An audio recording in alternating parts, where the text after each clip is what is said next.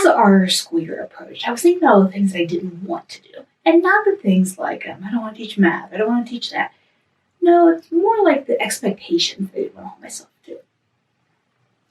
As I was thinking about that, I also was reframing it as, okay, what do I want to do? So in a recent video, I shared 5 things that I don't want to do this year. Today, I'm going to share with you a few things that I do want to do for our school year.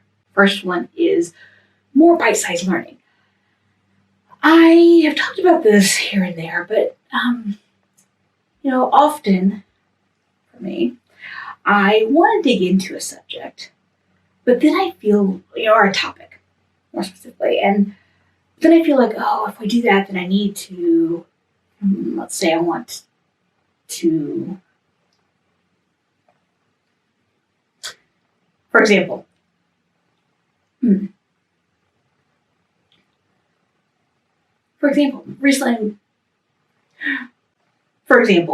back in the summer, one of my kids was asking me more about Ellis Island. Oh, that'd be great. We can talk about that in school, do a little study with it. And then as I started thinking about it, I kept building and building. It got to be this huge, ridiculous thing that I was setting myself to. This is too much, because then I feel like I'm never going to cover everything that needs to be covered. Do you ever feel that way? And that's not what I wanted. I just wanted to be able to do some general learning about it and then move on. And I've had this problem a lot.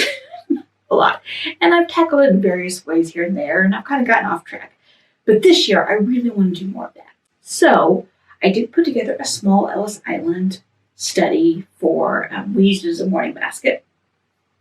I'll do a video on it as soon as we finish up with it, so that I make sure that what I'm sharing with you is actually what happened and what worked for us. And I have some other ones planned for the year. We're going to do an election one starting shortly.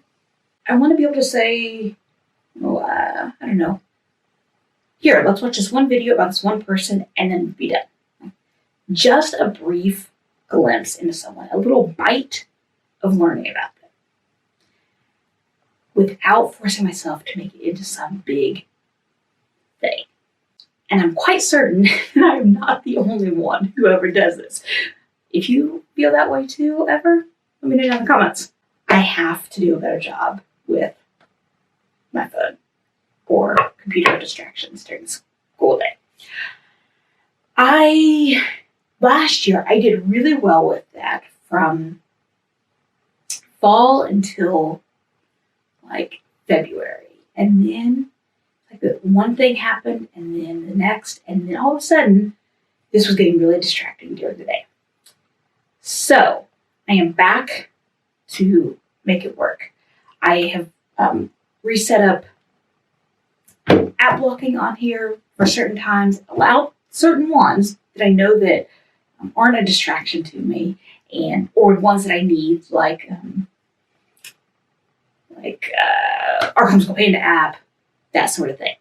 I also went back through and made sure that I have it set for silent during school day hours, and that the most important people who might try to contact me during the day are set as being allowed to come through the silence. That way, I can be contacted by the people that need to be contacted by, or access the things that I need to access, but I'm not going to get that distraction.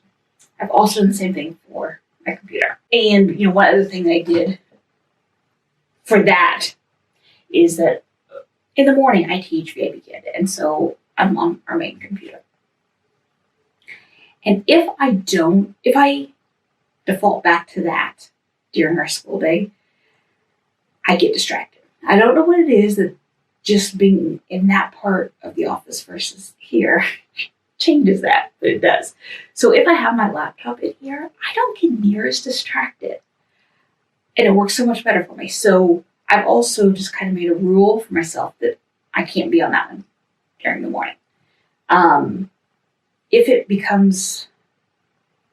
I get tempted by it for some reason, I don't know why I would, but habits die hard. Then I'll figure out some other way to deal with it. But for now, I just have that as a rule. I don't do it. I have my laptop in here. If the boys are both working on something, then I can do whatever, or that sort of thing. But again, I have apps, websites blocked on it so that I'm not getting distracted by those other sites that distract me. And the third thing that I am doing this year that will help us have success is more structure to our day. Now, don't mistake or into our week. Don't mistake that to mean that I'm going to be working on a schedule, because that's a doom for failure already. Before I even think about it, it's already doomed because I am not great at that. But I need more structure in it. I need to be more purposeful. Maybe that's a better word. I need to be more purposeful about what we do. Have a list of assignments and that sort of thing, but it's like the other things. I get distracted, and so the boys go off and start reading, which is not, it's a bad thing. Or they start playing. One of my sons defaults to coding. One son defaults to watching PBS's Nova. That sort of thing. So those aren't bad things, but I need to be purposeful about when they happen. I need it to be something that's intentional and not just because I'm not making sure things are getting done. Because sometimes what happens is they do that and they really need to be completing math or something. And I'm like, oh, well, they're learning. No. We've got to be intentional about getting the things done that need done. And then also be intentional about having that time for the more free learning, self-project type stuff as well. There's room for both of them, as long as I make room for both of them. Have you ever seen that demonstration where it would be like a bucket or a bowl, and then there'll be big rocks or big bowls and then small ones? And if you fill up the container with all the small things, and then you try to put the big ones in, and there's no room. But if you put the big ones in, and then the small ones kind of fill in the space around it, and it all works. Well, that's kind of what our days are like. If our big things are the math and reading and music lessons, those kind of things, and all those small ones are time for coding, time for free reading, I feel our bucket with all those little things, those big things don't have room to get done. But when I'm careful about making sure those things happen, then everything else there's room for.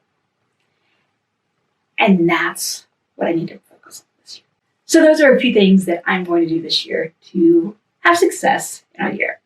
If you want to know what things I'm not going to do this year so that we have success, go check out the playlist down there or the video down there, and I will see you over there.